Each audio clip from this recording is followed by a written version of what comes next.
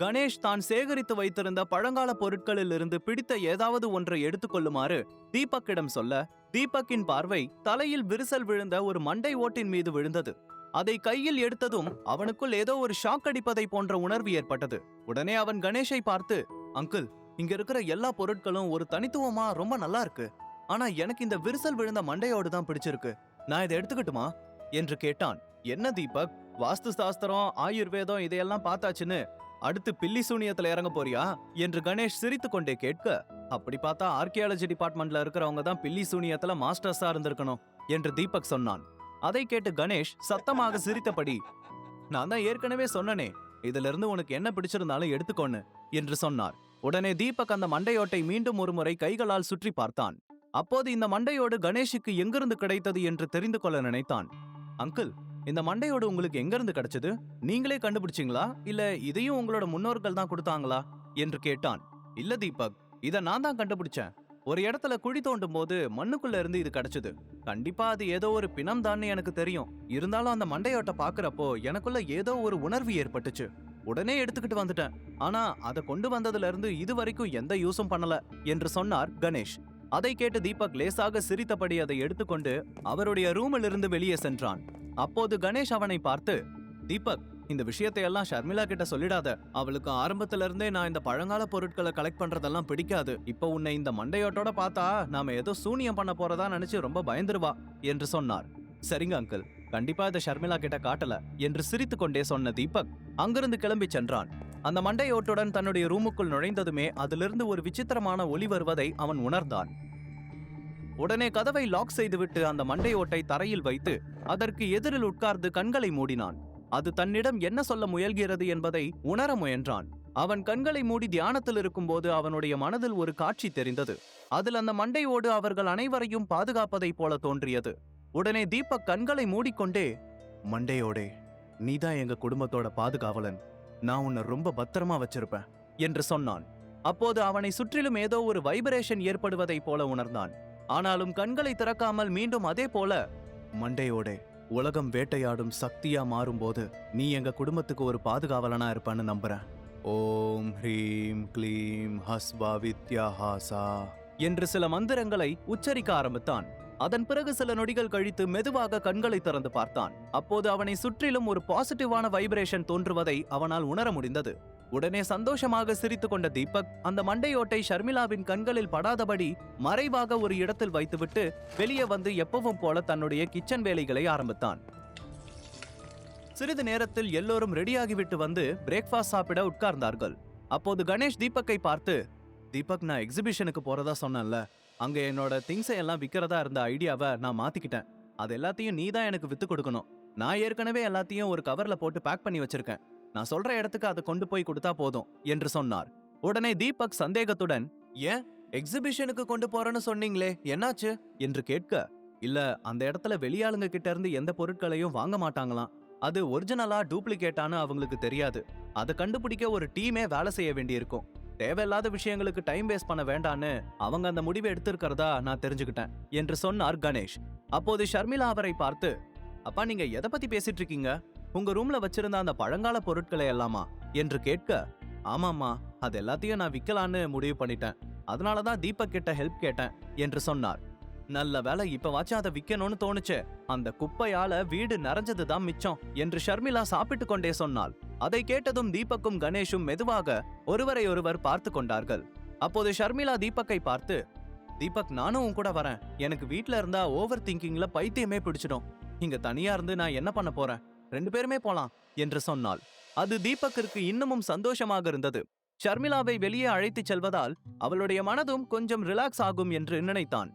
Okay Sharmi, நாம 2 பேருமே போலாம் என்று சொன்னவன் திரும்பி கணேஷை பார்த்து, அங்கிள், இதெல்லாம் எங்க விற்கணும்னு சொல்லவே இல்லையே. எங்க போகணும், யார பார்க்கணும்னு சொல்லுங்க. அப்படி யாரும் இல்லனா நானே ஏதாவது நல்ல இடமா பார்த்து விற்க ட்ரை பண்றேன் என்று சொன்னான் தீபக். இல்ல, இதுக்குன்னு ஒரு ஆள் இருக்கான். அவன் பேரு மனோஜ். நீ பழைய மார்க்கெட்டுக்கு போய் அவனை பார்த்தா போதும். நான் ஏற்கனவே போன்ல பேசிட்டேன் என்று சொன்னார் கணேஷ். அந்த பெயரை கேட்டதும் தீபக் ஆச்சரியத்துடன், மனோஜா? யார் அது? அந்த பேரை இதுவரைக்கும் நான் கேள்விப்பட்டதே இல்லையே என்று கேட்டான்.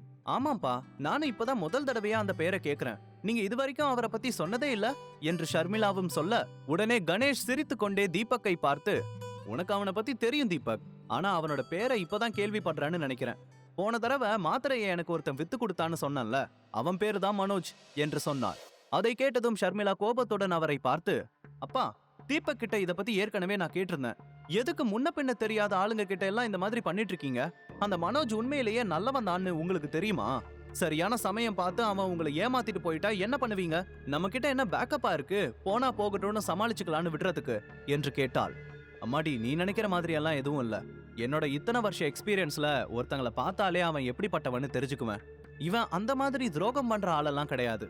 அப்படி செஞ்சாலும் அவனை பத்தின எல்லா விஷயமும் என்கிட்ட இருக்கு என்று சொன்னவர் தன்னுடைய போனை காட்டி அதில் மனோஜின் Aadhaar card, address, family details என்று எல்லாவற்றையும் கலெக்ட் செய்து வைத்திருந்தார்.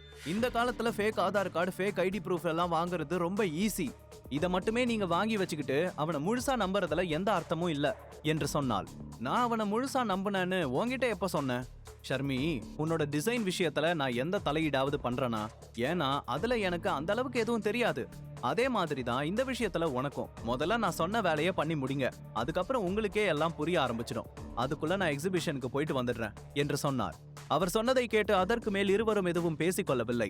கணேஷ் தன்னுடைய முடிவிலிருந்து மாறப்போவதில்லை என்று அவர்களுக்கு நன்றாகவே தெரிந்திருந்தது. அதன் பிறகு எல்லோரும் சாப்பிட்டு முடித்துவிட்டு வீட்டை விட்டு கிளம்பினார்கள். கணேஷ் ஆட்டோவில் ஒரு பக்கம் செல்ல, தீபக், ஷர்மிளா இருவரும் பழைய மார்க்கெட்டுக்கு புறப்பட்டார்கள். மார்க்கெட்டுக்குள் அதிக கூட்டம் நிறைந்திருந்ததால் காரை வெளியிலேயே பார்க் செய்துவிட்டு இருவரும் நடந்து உள்ளே சென்றார்கள்.